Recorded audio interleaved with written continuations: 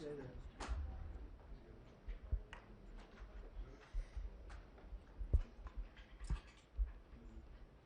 job. I watched you on television.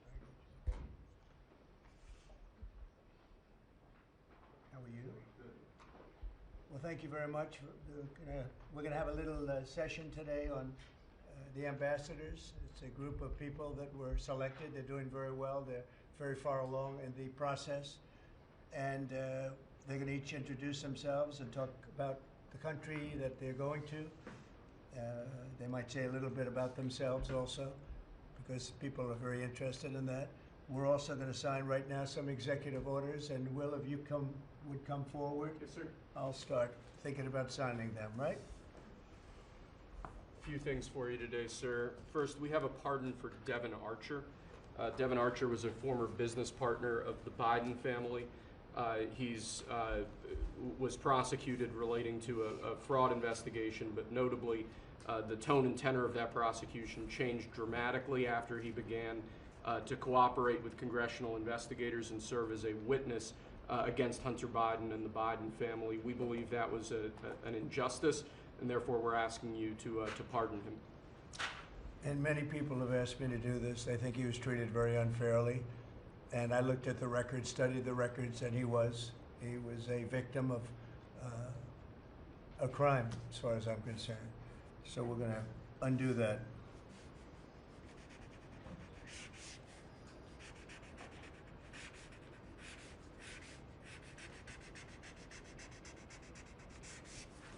All right. That's Devin Archer.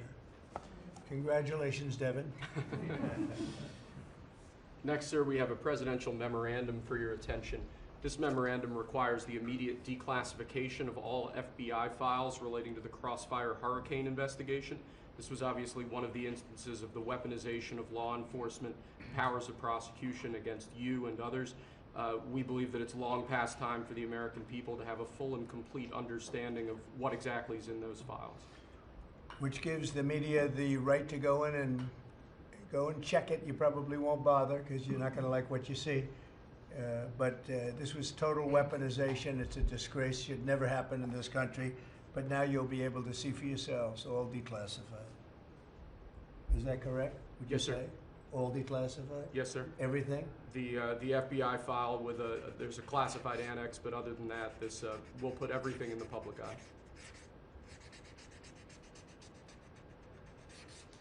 Is anybody going to look? What about you? You going to look?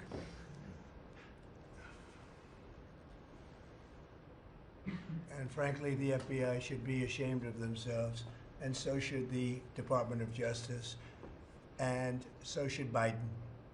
Okay? Next, sir, we have an executive order for your attention. We've taken action against a number of law firms that have participated either in the weaponization of government, the weaponization of the legal system for political ends, or have otherwise engaged in illegal or inappropriate activities. The law firm of Jenner and Block is one of these law firms. This is a law firm that, as you know, employed Andrew Weissman after he came off of the Mueller investigation. It's a law firm that's engaged in invidious racially and sexually discriminatory practices. It's also a law firm that has participated in the weaponization of the legal system against American principles and values, and we believe that the measures in this executive order will help correct that. And Andrew Weissman is the main culprit? He's certainly with respect to this firm. He is one of a number of reasons that we believe this executive order is warranted. He's a bad guy.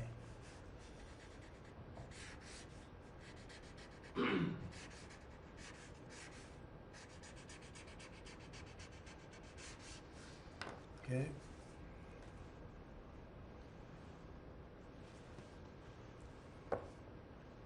Next, sir, we have an executive order for your attention relating actually to government payments.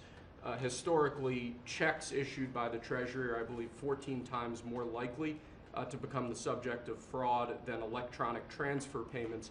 This is an executive order that's going to push the Treasury Department to modernize its payment system to ensure that where possible they're using electronic methods of payment as opposed to paper checks in order to reduce waste, fraud, and abuse in the government.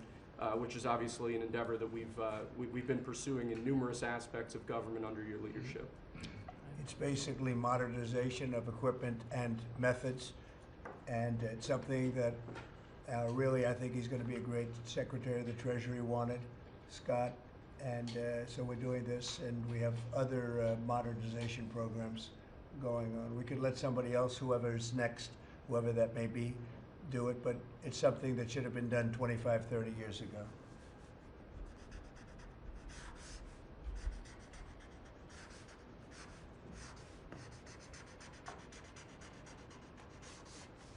Okay.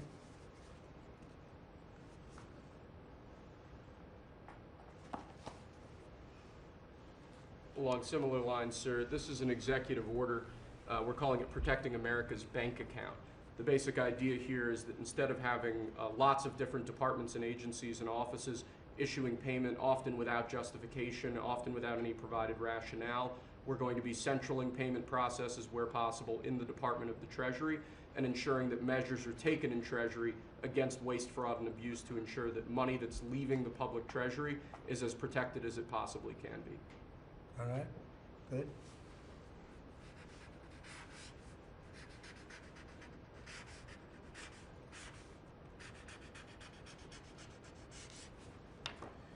Many of these things should have taken place decades ago or longer. Lastly, sir, we have an executive order for your attention on the very important subject of election integrity. We believe that this executive order is the farthest reaching executive action taken in the history of the Republic to secure our elections. Among numerous other aspects of this executive order, this is going to cut down on illegal immigrants on the voter rolls, ensure that the Department of Homeland Security and the data that they have available is being fully weaponized to ensure that illegal immigrants aren't voting. This will include a citizenship question on the federal voting form for the first time.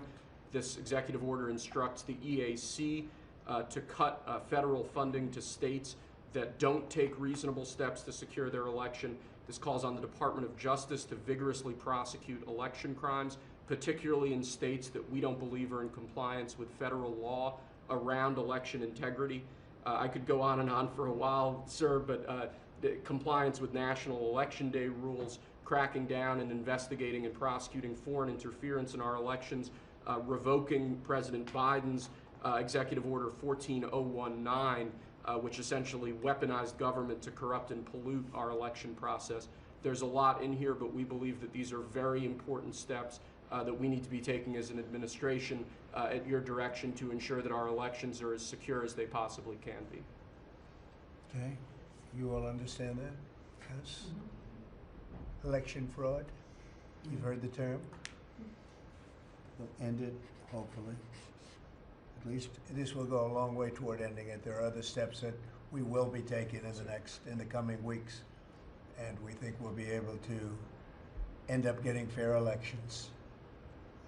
Perhaps some people think I shouldn't be complaining because we won in a landslide, but we got to straighten out our election. This country is so sick because of the election, the fake elections and the bad elections, and we're going to straighten it out one way or the other.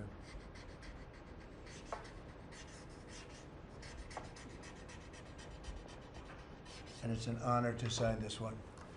To sign all of them, but to sign this one is a great honor.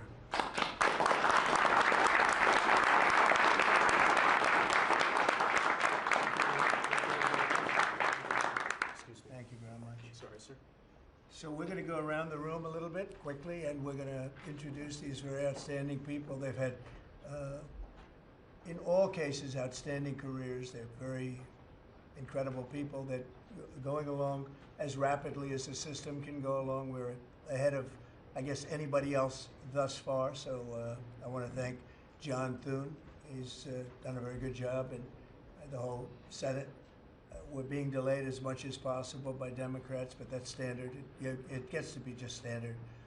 But the process is moving along very quickly. So, Sergio, just say hello, and then we'll introduce everybody. Absolutely. Sergio Gorham, Director of Presidential Personnel. It's been an absolute pleasure getting to know every one of you every step this way.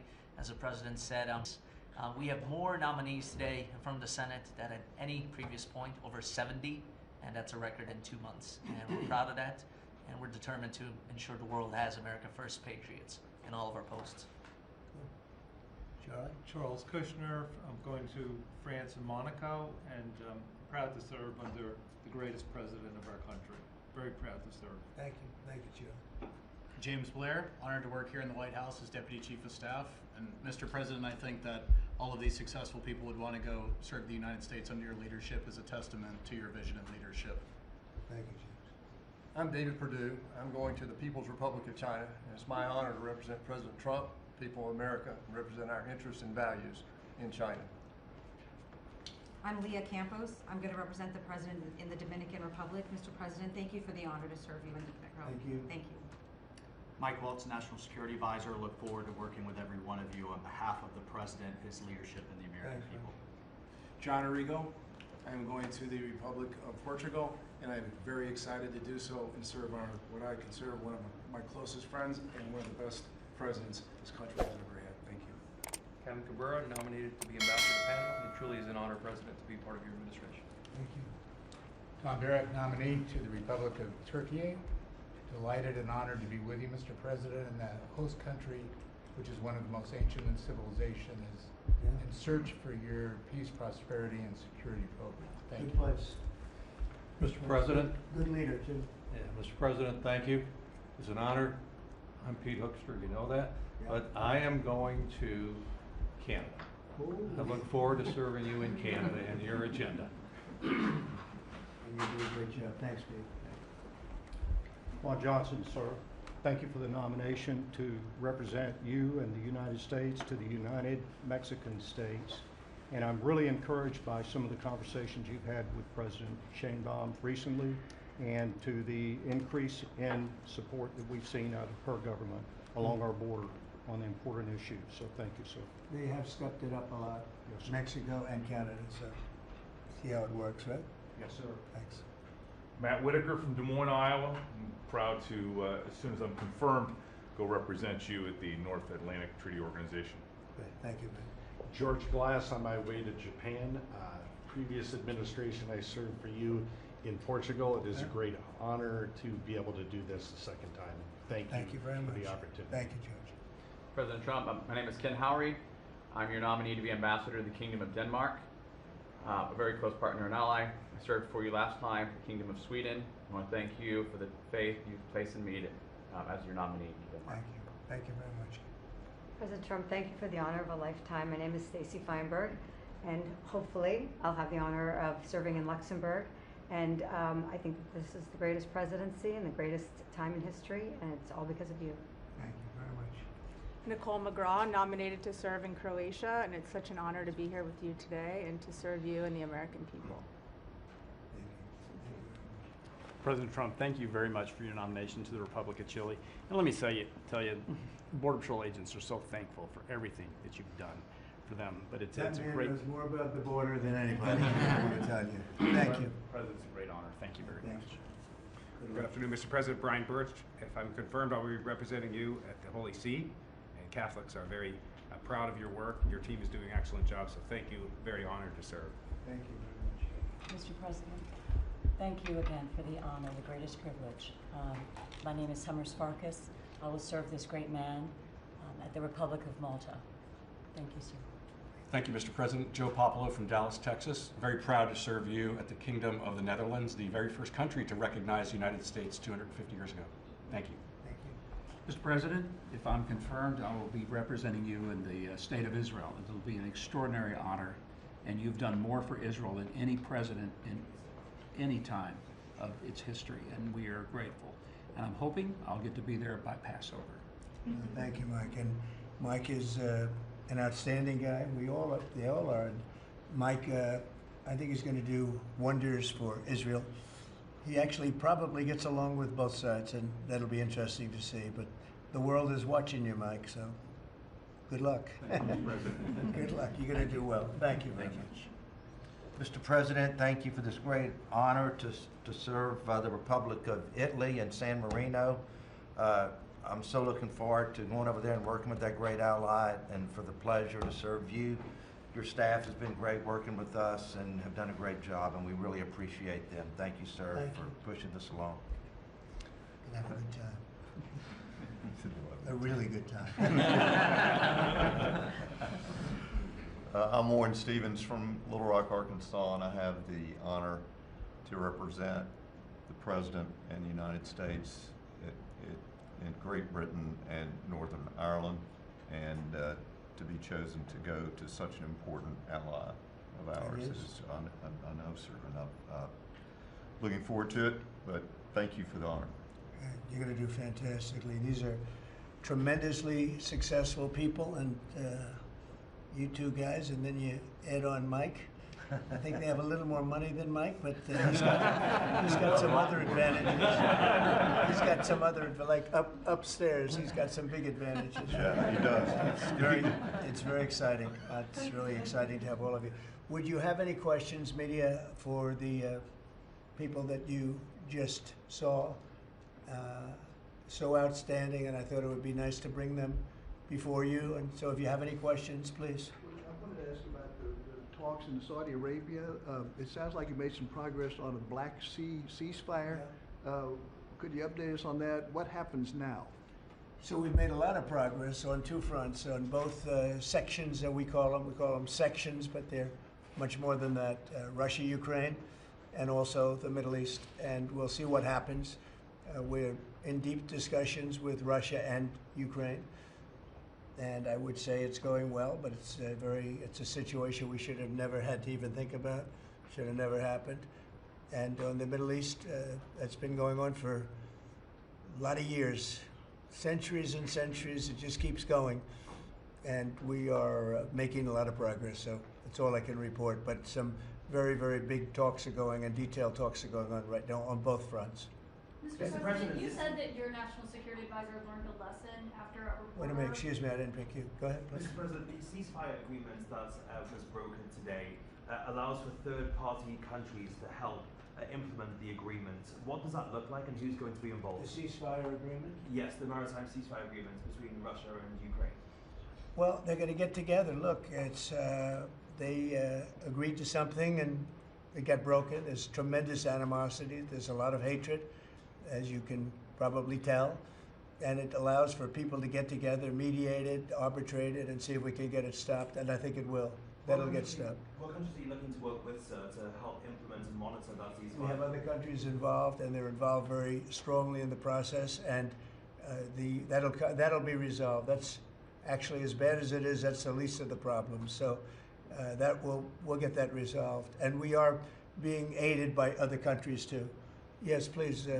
Please, Brian. Tomorrow, the subcommittee on DOGE is going to review funding for NPR and PBS. Now, every Republican president has always promised to take away this money that's going to these two public news outlets.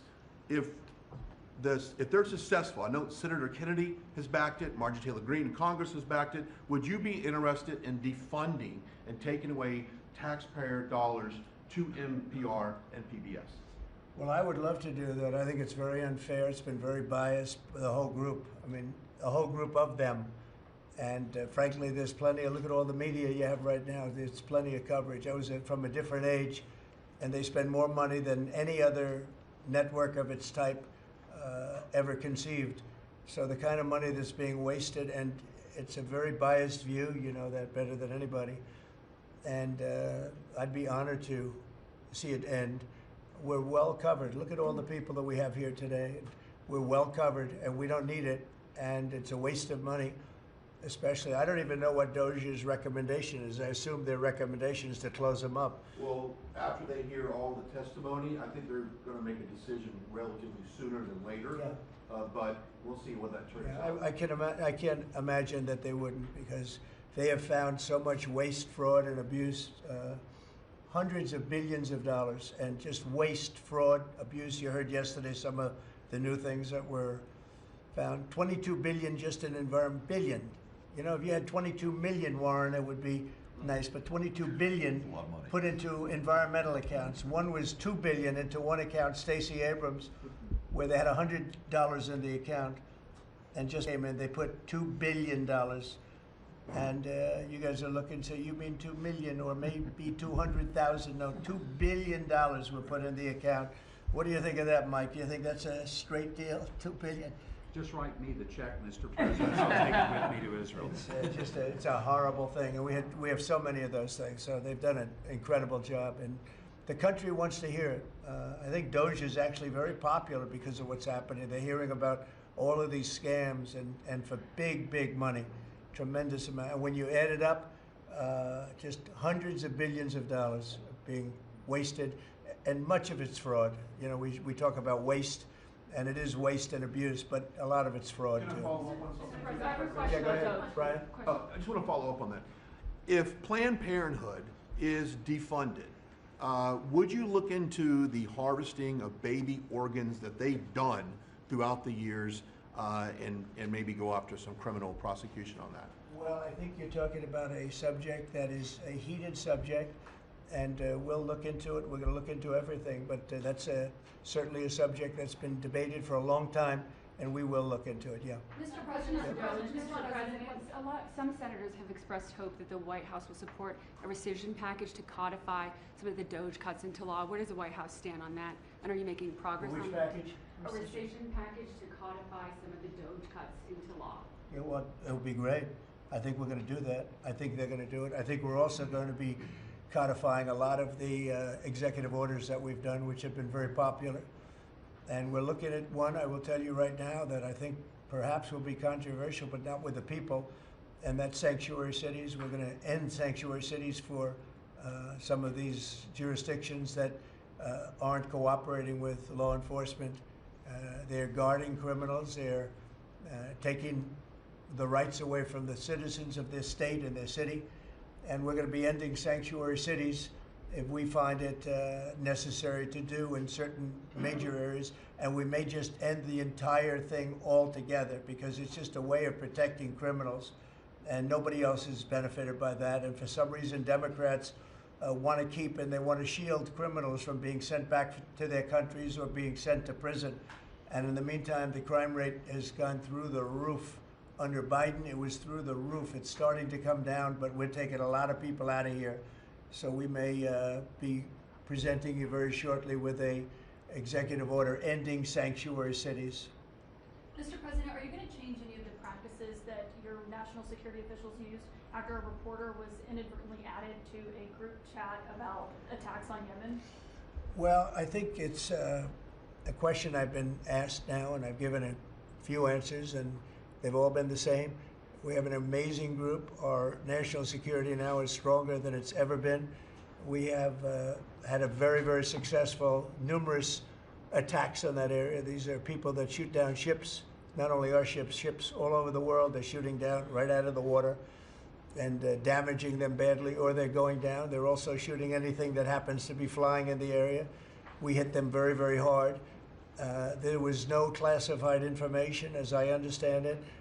They used a app, if you want to call it an app, that a lot of people use, a lot of people in government use, a lot of people in the media use. And I think I'll ask Mike. Mike is here. Do you want to respond to that, please? Yes, Mr. President. You asked about lessons. I think there's a lot of journalists in this city who have made big names for themselves, making up lies about this president, whether it's the Russia hoax or making up lies about Gold Star families. And this one in particular, I've never met, don't know, never communicated with, and we are looking into and reviewing how the heck he got into this room. But I'll tell you what, the world owes President Trump a favor. Under Biden, global shipping was shut down. Pinprick attacks, months between them, our destroyers being fired upon dozens of times. President Trump took decisive action with his national security team, took out the head missileer, knocked out missiles, knocked out headquarters, knocked out communication sites. And for once, as we hear, as you all hear from every one of our allies, thank God for American leadership again. Thank God for American strength. You're welcome, and look, we had a national security team that was coordinating these efforts. As Director Radcliffe testified today, His first day on the job, he was introduced to this app on his government systems at the CIA and at the State Department and otherwise. So, look, this journalist, Mr. President, wants the world talking about more hoaxes and this kind of nonsense rather than the freedom that you're enabling. And a key part of our sovereignty is open sea lanes and knocking the crap out of terrorists, which is exactly what your team and Pete Hegseth, a good friend and fellow veteran, is leading the charge on, and it's an honor to be part of it. We had a very, very successful evening, and we've had numerous successful evenings and days in that area. The Houthis are absolutely on the run. The worst of them has been killed. This should have been done a long time ago by Biden, but Biden was an incompetent president. He couldn't do anything. He didn't know where he was going. He had no clue. This guy had no clue. This should have been done a long time ago. As they shoot missiles at ships, randomly shoot missiles at ships, and they make their own missiles. You know, this is not an incompetent group of people. They make their own missiles. They get the missiles also from Iran. It's an offshoot of Iran, another offshoot. You have Hamas, you have Hezbollah, you have the Houthis. You got a lot of stuff going on with Iran. And we sent a letter to Iran. You're going to have to be speaking to us one way or the other pretty soon, because we can't let this happen. But that's an app that a lot of people use, and somebody got on. I mean, happened to know the guy's a total sleazebag. The Atlantic is a failed magazine. Does very, very poorly. Nobody gives a damn about it. This gives it a little bit of a shot. And I will tell you this, that they've made up more stories, and they're just a failing magazine. The public understands that. He's a very good man. That man is a very good man right there that you criticize so strongly. He's a very good man, and he will continue to do a good job. In addition to him, we had very good people in that meeting, and those people have done a very, very effective job, and you're going to see it. And it goes on, by the way. It's going to go on. And I think the Houthis wish that it didn't happen, but that's what it's all about. We have to create a safe country, a safe world, and that's what we're doing. Do you think national security was put at risk, Mr. President, of senior officials using signal moving forward? The use of signal to communicate from senior officials, Well, especially when it comes I don't know anything about Signal. I wasn't involved in this, but I just heard about it. And I hear it's used by a lot of groups. It's used by the media a lot. It's used by a lot of the military, and I think successfully. But sometimes somebody can get onto those things. That's one of the prices you pay when you're not sitting in the situation room with no phones on, which is always the best, frankly. But you know, the best is to be there. In fact, oftentimes I've been in fact, just last week I was in the situation room on something very important, and we had a couple of people hooked up by line, and I said, cancel the line. Sorry, fellas, what you do is we'll tell you all about the meeting, because I know people do get on those lines, whether it's Signal or anything else. Yeah. So are you going to change any procedures as a result of this? Well, I mean, look, we look at everything, and you know, they've made a big deal out of this because we've had 2 perfect months. We are bringing in business. We have another one announced tomorrow, a big one, very big. Like in the history of our country, nobody's ever seen anything like it. And I think probably a lot of people are saying they started by saying it was the greatest first month that a president has ever had, and I think that's true. And now they say it's the best second month, and they had to find something. And this certainly will look at this, but the main thing was nothing happened. The attack was totally successful. It was, I guess, from what I understand, took place during, and it wasn't classified information. So this was not classified. Now, if it's classified information, it's probably a little bit different. But I always say you have to learn from every experience. I think it was very unfair the way they attacked Michael. He's a good person. The person that was on just happens to be a sleazebag, so maybe that's just coincidence. I don't know. But you are going to conduct Would an it be a investigation, problem if Mr. the President? Atlantic released all the text messages if they're not classified? Well, I don't know. I'd have to ask the military about that, because you know, maybe you wouldn't want that. I don't know. I will say this: that from what I heard, the man that we're talking about, who's not somebody that I don't think most people have ever heard of, he left. He found it very boring, and he left early. He got off the line very early. So I can't speak to it other than that. So he's made up a lot of stories, and you know, I think he's basically bad for the country. But it's a failing venture, very failing venture. They're very upset, and a thing like this is publicity for them. But I don't think we should allow people that are very good, like that man sitting right at the end of the table who's done a great job. We shouldn't allow them to be hurt by it. Mr. President, Yeah, go ahead. Are you saying you're okay with the continued use of Signal by administration officials? No, that's not what I said. I said we'll look into it, but everybody else seems to be using it. It seems to be the #1 used device or app, whatever you want to call it, and we will certainly look. If it was up to me, everybody would be sitting in a room together. The room would have solid lead walls and a lead ceiling and a lead floor. But, you know, life doesn't always let you do that. In the meantime, the attack itself that we were talking about and discussing has been an unbelievable success.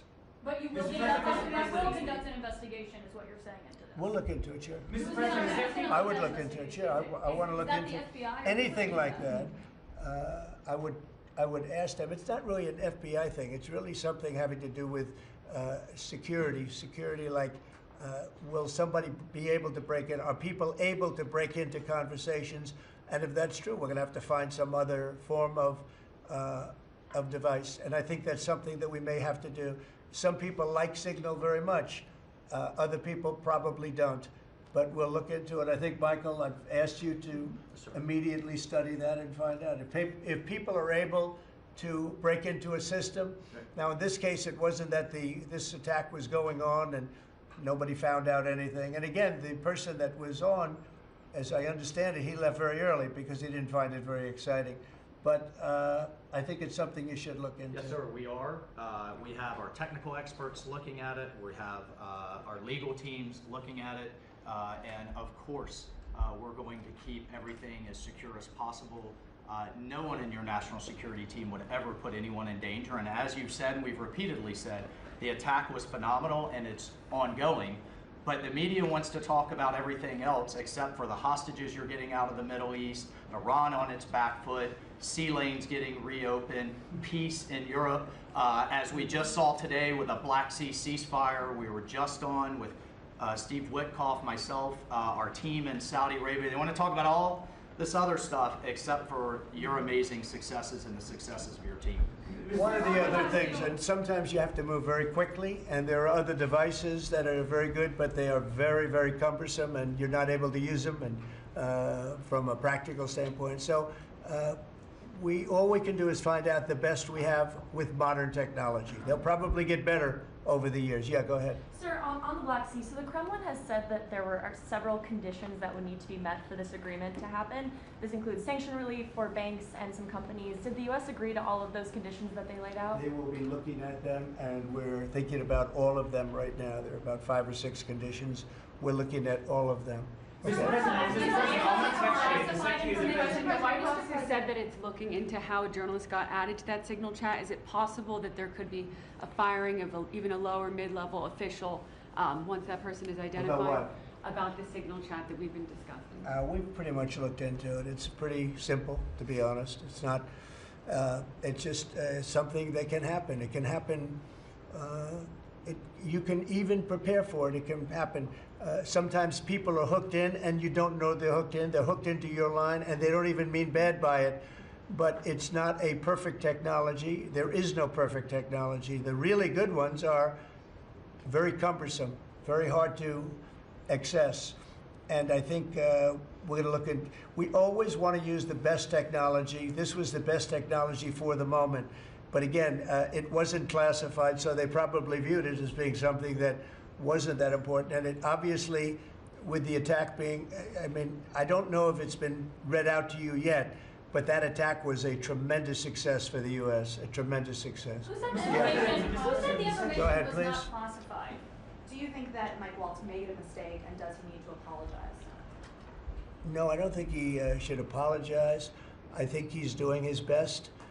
It's equipment and technology that's not perfect, and probably he won't be using it again, at least not in the very near future. What do you think? Sir, I agree with you. Let's get everybody in the room whenever possible.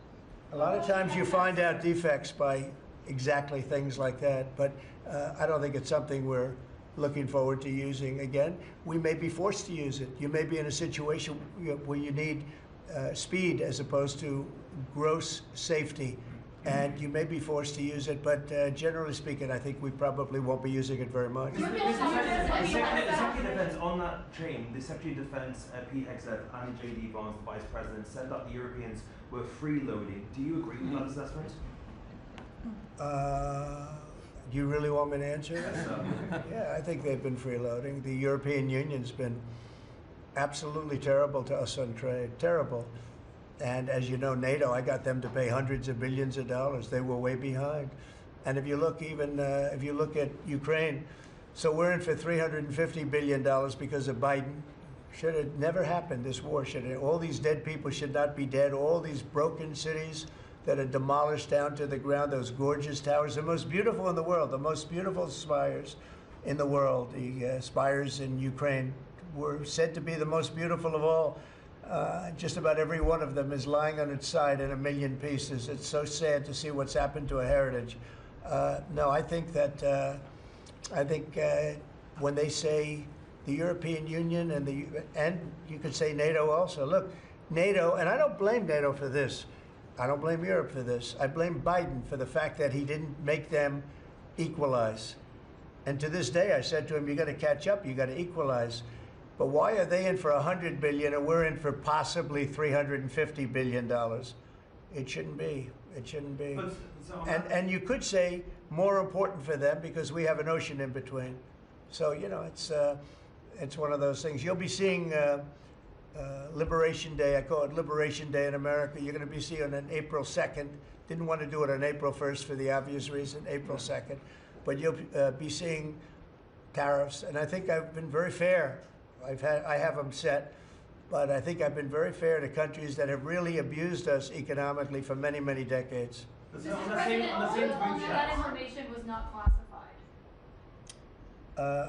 Another Which of question? your national Please, security go ahead. advisors Just following up on your comments on the economy, there is reporting that consumer confidence fell for the 4th straight month. What is your message to Americans who are concerned about terrorism? Well, I know this, for the first time in like 50 years, right track, wrong track, we were on the right track. And I think people see that. And if you look at prices, prices are way down. You know, when I first came here, the first time I met with you people officially, they were screaming at me about eggs. I said, I've been here for a week and I'm being yelled at about eggs. Egg prices have come down 45, 50% in the last week and a half. And our Secretary of Agriculture has done a great job, as you know, Brooke.